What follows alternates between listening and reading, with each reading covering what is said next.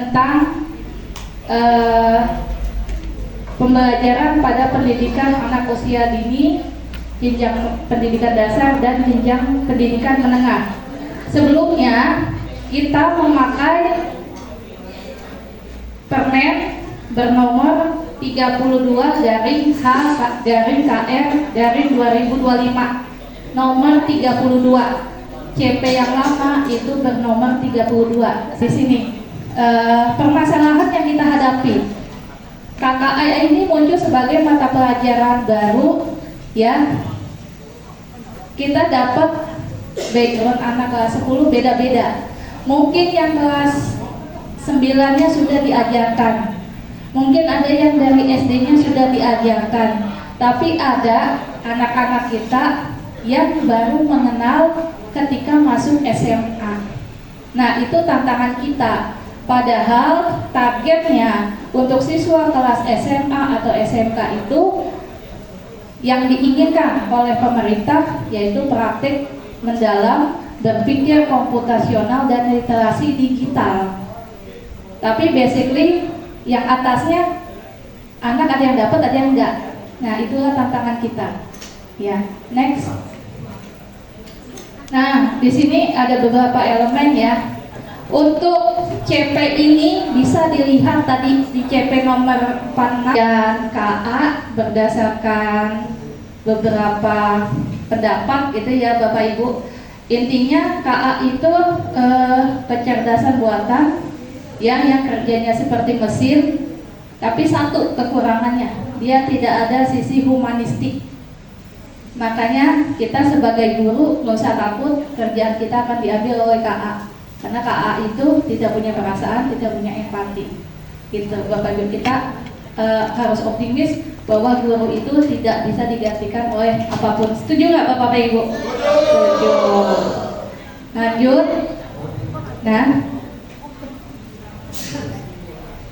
Nah, di sini tadi KA itu ada 4: berpikir komputasional, literasi digital, kemudian literasi dengan etikanya, dan pemanfaatan serta pengembangan kecerdasan artifisial. Nanti kita coba yang D, pemanfaatan dan pengembangan KA, ya, karena untuk mendukung kita sebagai guru. Anggap aja kita punya asisten pribadi yang bisa kita bawa kemana-mana dan bisa diperintah kapanpun gitu. Lanjut. Nah, ini tadi yang saya bilang, ketika pelatihan itu ada instruksi. Setelah koordinasi dengan Pak Ibam, akhirnya kita memilih yang kedua, bahwa KKA itu diintegrasikan ke dalam mata pelajaran. Nah, setelah saya baca CP nomor 46 tahun 2025 itu ada elemen KKA yang beririsan dengan beberapa mapel. Yang saya baca itu terintegrasi di mapel TIK, informatika, dan matematika. Tapi namanya belajar ya Bu, kita mau background apapun kita harus bisa. Walaupun ini kan secara tulisan aja ada di mapel TIK, informatika, matematika. Tapi nggak ada salahnya kita guru BK, kita guru sejarah, kita belajar KKA seperti itu. Nah, lanjut ke modul kedua, Bu Catur. Modul kedua.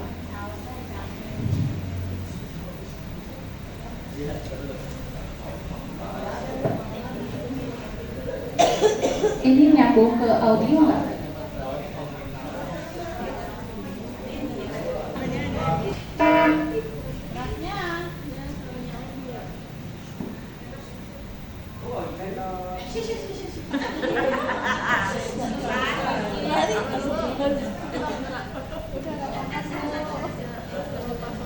Robot melawan dan menguasai jalanan. Manusia yang selamat diburu habis-habisan. Akankah kita bisa bertahan? Oke. Jangan takut dulu. Ini cuma AI yang ada di film-film. Nyatanya mereka nggak senyeremin itu. Tapi apa iya? Apakah ada ancaman tersembunyi dari AI?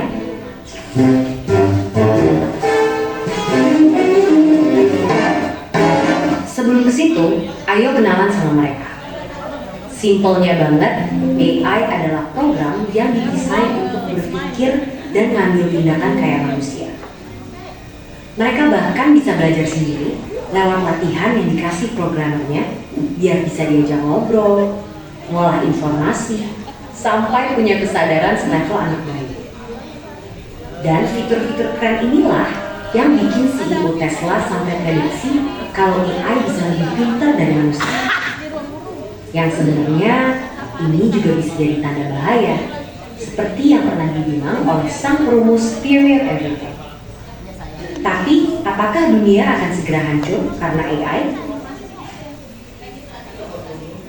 Ternyata enggak juga. Karena bukan membunuh manusia, tapi mereka bakalan jadi pesaing kita di pekerjaan. Dan kalau kita merasa pekerjaan kasar yang terancam dan yang industri kreatif itu aman, coba pikir lagi deh. Karena sekarang udah ada program yang bisa bikin gambar apapun sesuai instruksi dalam hitungan detik. Dia yang bisa bikin lagu tanpa perlu les musik, atau sampai program yang bukan cuma bisa bikin caption yang instan, tapi juga bisa nulis buku dalam 24 jam. Jadi, apakah para desainer, musisi, sampai penulis juga akan segera digusur oleh AI? Ya, AI emang bisa jadi pesaing manusia, tapi bukan berarti kita akan langsung kehilangan pekerjaan gitu aja. Karena ibarat obeng atau kalkulator, AI juga alat yang diciptain untuk membantu kita.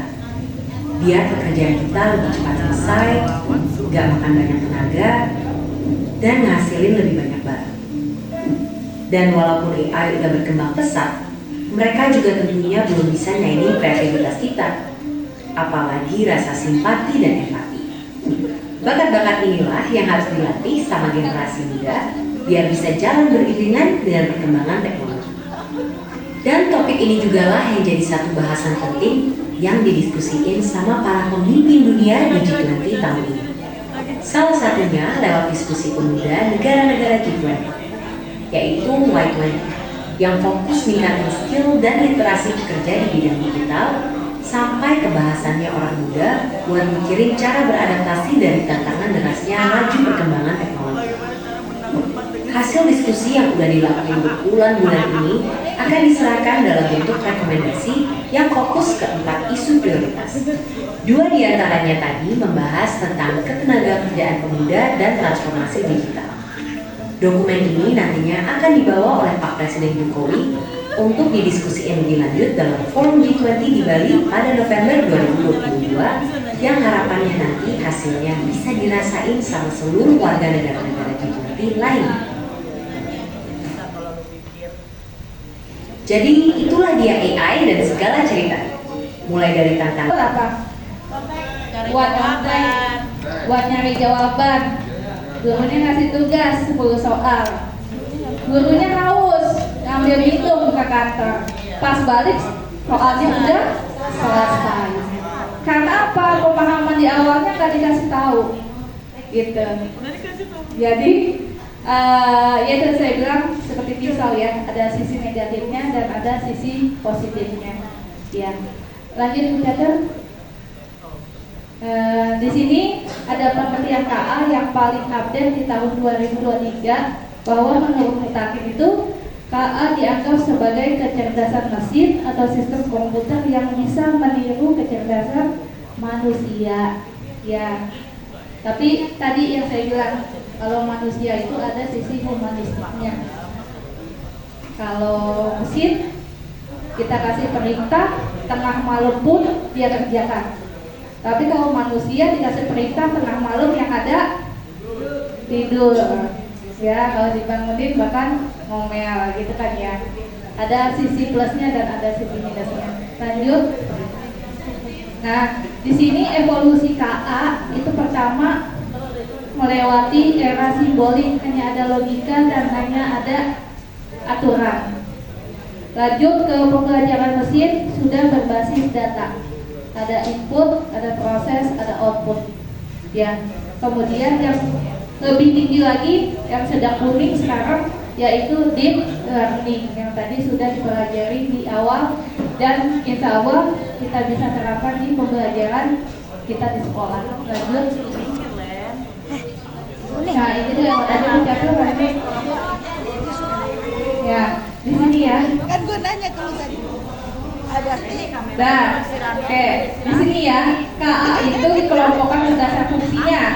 Ada reactive mesin, ada limited memory, ada theory of mind, kemudian ada self aware. Kita itu yang sering kita pakai adalah di nomor 2, ChatGPT, Gemini, Gamma, DeepSeek, dan lain-lainnya. Ya, yang kita pakai biasanya buat apa Bu? Kalau mau ulangan, buat bikin soal kalau kepepet, ya Bu ya. Yang tanya di ChatGPT, anaknya juga nanya, ketemu jawabannya, gitu. Ya mudah-mudahan bisa dimanfaatkan lebih dari itu, gitu. Lanjut, lanjut aja penjelasan. Nah di sini ada beberapa karakteristik KA itu ada 4, ya, ada 4. Lanjut aja. Nah ini bisa nggak? Internetnya putus ya?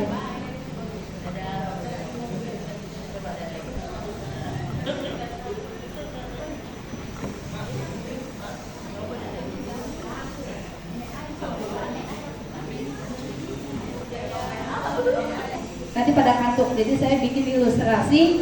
Ada sebuah mesin yang ingin saya latih untuk membedakan mana ikan, mana bukan ikan di laut, gitu. Ya, di situ ada penjelasannya. Sampah yang dibuang di laut itu mempengaruhi berbagai hal. Nah, si KA ini kan nggak punya data, dia nggak tahu ikan itu kayak apa. Ikan itu cirinya seperti apa, dia nggak tahu. Nah, kita sebagai user, sebagai pengguna, kita mau latih dia supaya dia bisa bedain mana ikan, mana bukan. Klik lanjutkan, klik kita lanjutkan. Nah, dia ngajakin ngobrol. Perkenalkan, saya KA, gitu kan ya. Next, lanjutkan lagi. Nah, di situ ada tulisannya AI tidak tahu suatu objek itu ikan atau sampah. Maka si AI ini mau kita latih dengan memproses gambar dan mengidentifikasi pola. Lanjutkan. Bu Catur jawab ya, jawab Bu Catur. Yang ikan bukan ikan. Ya, diklik aja di mana aja. Ya, bukan ikan, diklik. Oke. Terus ikan. Itu yang di pojok atas ada angka, itu mencerminkan semakin banyak data yang kita inputkan ke dia, maka prediksi dia untuk membedakan ikan itu akan lebih baik. Beda, kita ngasih data 5 sama ngasih data 100, itu hasilnya akan beda, gitu. Nah, ketika ada yang lewat si botol ikan, selain bisa membedakan, dia juga bisa ngasih informasi. Kayak tadi ketika botol lewat, ikannya AI-nya ngasih tahu bahwa botol itu adalah bla bla bla bla. Jadi tidak hanya membedakan, tapi dia bisa memberikan informasi. Gitu ya Bapak Ibu. Terus lanjutkan. Nah, itu tadi kita input data itu sebanyak 5 ya, sebanyak 5. Lanjutkan.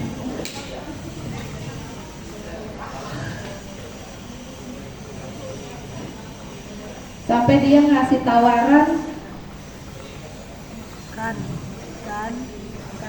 sendok Nah, dia ngasih informasi lagi bahwa kaleng itu sampah yang 80% di daratan. di daratan sekian tahun, gitu kan ya. Next. Ini kan sendok ikan sendok Lanjutkan lagi. tidak ikan tidak ikan tidak. Dan lanjutkan Bu Catur. Sekarang kita lanjutkan. Kita ngasih data sebanyak 27. ke kotak kuning. Kotak kuning. Lanjutkan. Nah, lanjutkan terus. Nah, sekarang dia mau kerja, lanjutkan aja. Iya, lanjutkan aja. Dah. Udah dikasih data tadi dia, mana ikan, mana bukan ikan, kalau botol begini, kalau kaleng begini. Si A ini saya suruh kerja, kamu kerja, kamu lagi di laut, kamu bedain mana ikan, mana bukan. Teruskan, jalankan. Running to catur, jalankan, klik. Oke, jalankan. Nah, sampahnya lewat di laut, ya kan? Dia lagi kerja sih. Yang warna hijau kasih ikan. Nah, ikan. Nah, tadi nggak ada botol minuman yang kita inputkan datanya. Jadi dia masih nangkep kalau si botol minuman itu tadi ikan. Karena data di awal nggak kita kasih. Oh. Gitu. Nah, itu botol minuman. Ya, kayak tadi bulat-bulatan itu. Karena di awal nggak dikasih datanya, maka dia masih menganggap itu ikan. Jadi kadang kalau kita nyari jawaban di ChatGPT atau apa kan tingkat ketelitiannya nggak 100%. Semakin banyak percakapan akan semakin bagus datanya. Sama seperti ini ilustrasinya. Ya, semakin kita latih maka dia akan memberikan hasil yang lebih baik. Maka dari itu mesin tidak bisa bekerja sendiri. Kita lah yang hadir di situ, kita sebagai user, kita punya peran.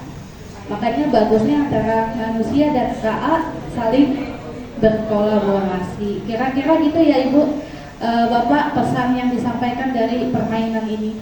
Oke, Bu Catur balik ke Canva. Balik ke Canva-nya. Sudah? Bapak Ibu biasanya toolsnya pakai apa? KA-nya yang paling sering? ChatGPT. Terus? Cici.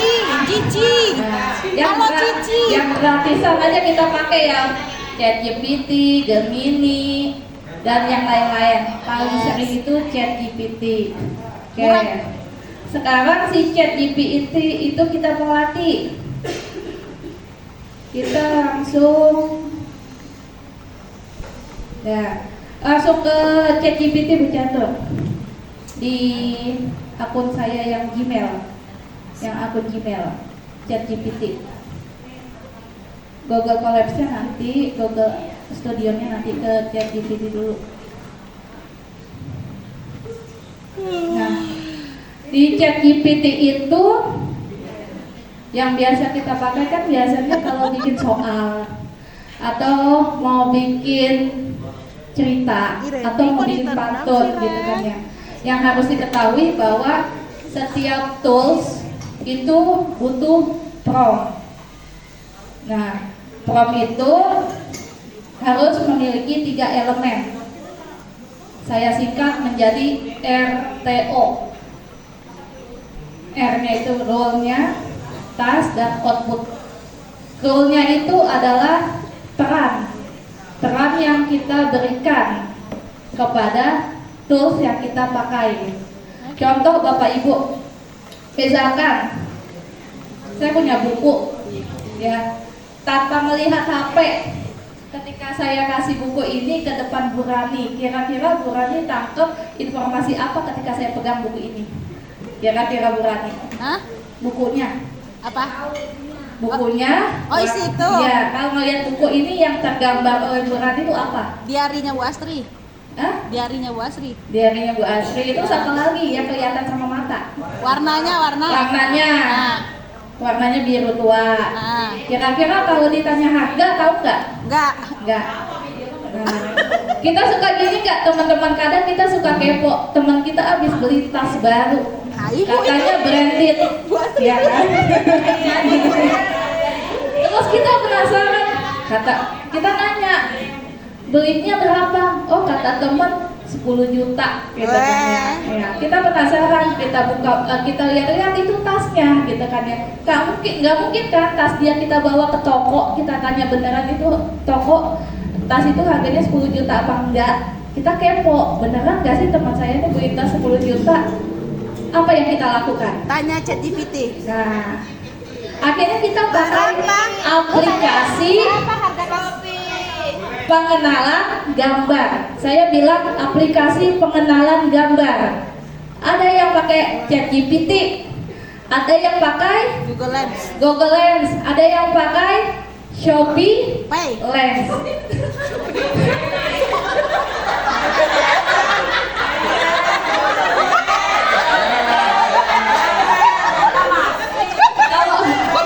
Masih sering belanja.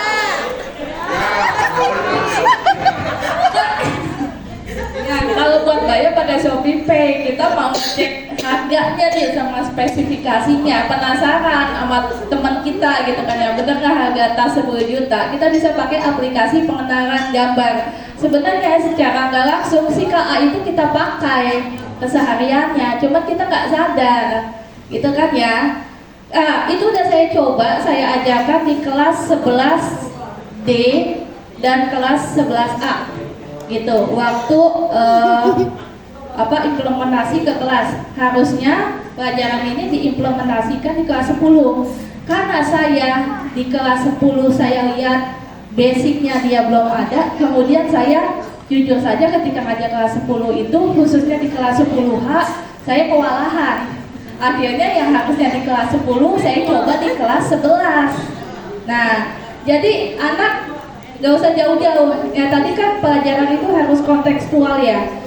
Jadi saya anak itu hanya punya HP ya kan, di mejanya ada botol minum, setiap anak punya botol minum. Akhirnya saya suruh, kalau saya punya botol minum seperti ini, kira-kira informasi yang dapat kamu tangkap apa tanpa bantuan HP. Nah, anak-anak bilang tuh warnanya ini Bu, kemudian botol minumnya bisa nampung sekian mililiter air gitu kan ya. Tapi dia nggak tahu bahannya dari apa, belinya di mana, spesifikasinya apa, kemudian harganya berapa. Akhirnya anak kreatif macam-macam pada nyoba. Silakan botol minum itu kamu cari informasi lebih lanjut dengan aplikasi pengenalan gambar. Perintah saya cuma gitu ke anak-anak. Berikan informasi tentang botol minum yang kalian miliki selengkap-lengkapnya dengan aplikasi pengenalan gambar. Padahal saya nggak nyebut Shopee Lens, tapi dengan cepat anak-anak buka Shopee Lens, Gemini, ChatGPT, kemudian Google Lens dan kawan-kawannya.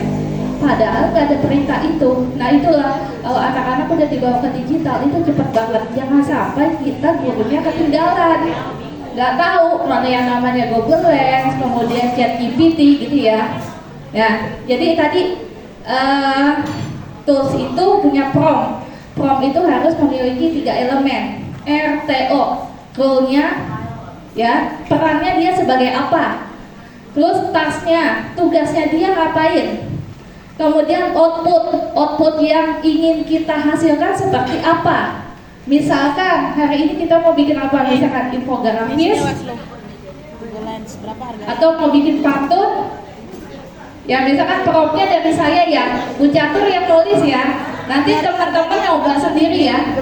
Misalkan minta tolong tulisin Bu Catur, misalkan Anda sebagai guru bahasa Indonesia, koma, 6. Di Shopee harganya cuma 250 ini. buatkan saya Bilangnya dia. ringkasan cerita. Mahal. Cerita apa Putri? Mahal banget. Putri, ya kita ceritanya mau bikin prompt. Putri guru bahasa Indonesia nih. Kasih perintahnya gimana? Anda seorang guru bahasa Indonesia, buatkan ringkasan cerita.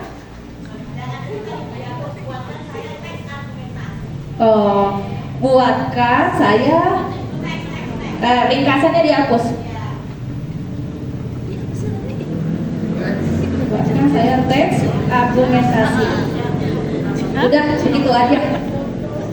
Itu baru kan tadi RTO, role-nya sama task-nya.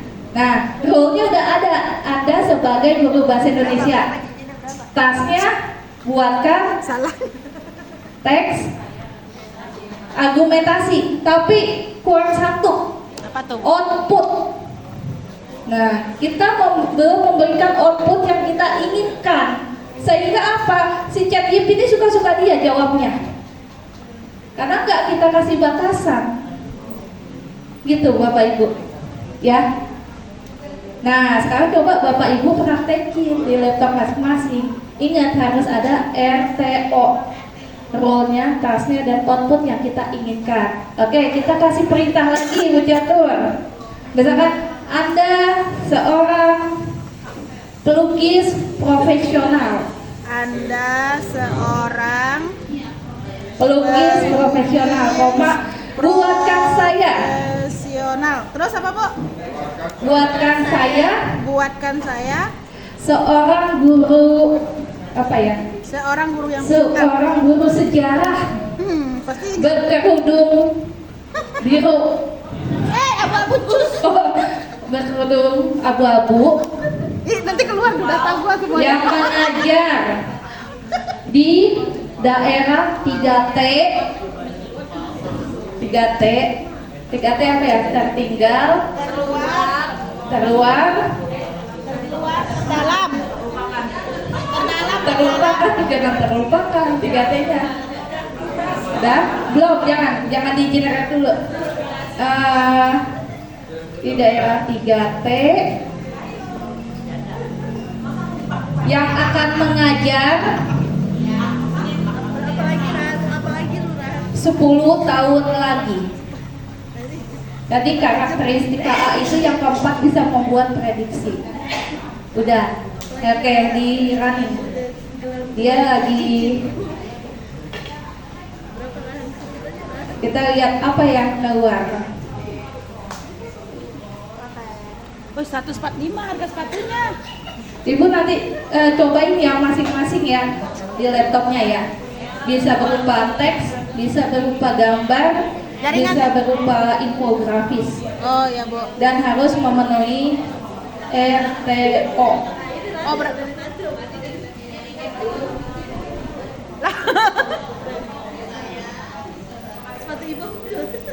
Semakin bagus kita memberikan prompt-nya, maka akan semakin detail hasilnya. Gitu. Itu lagi running.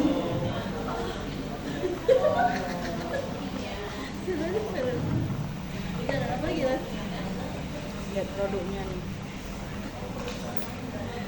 Wis, 3.700.000. Laptop lu udah gua scan. 37. Iya.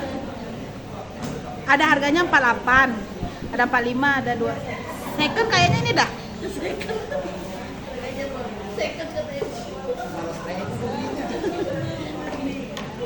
Gua coba gua scan apa lu berapa harganya?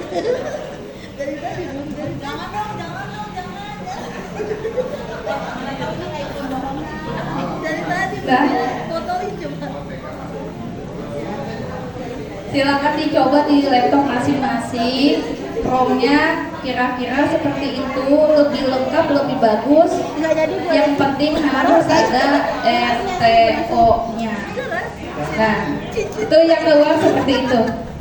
Ya, Oh, kerudung sejarah ya, di papan tulisnya ada tulisan sejarah.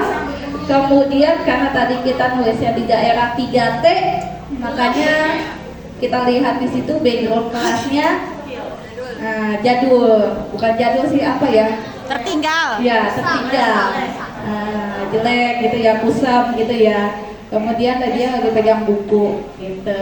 Nah, bisa kita perintah sesuai kemauan kita lebih jelasin. Misalkan kita inginkan pakaiannya warna pink, bersepatu hitam, memiliki senyum gitu, bisa kita tambahin. Dan semakin kita latih si ChatGPT ini, dia akan memberikan jawaban yang lebih bagus. Seperti itu, ya.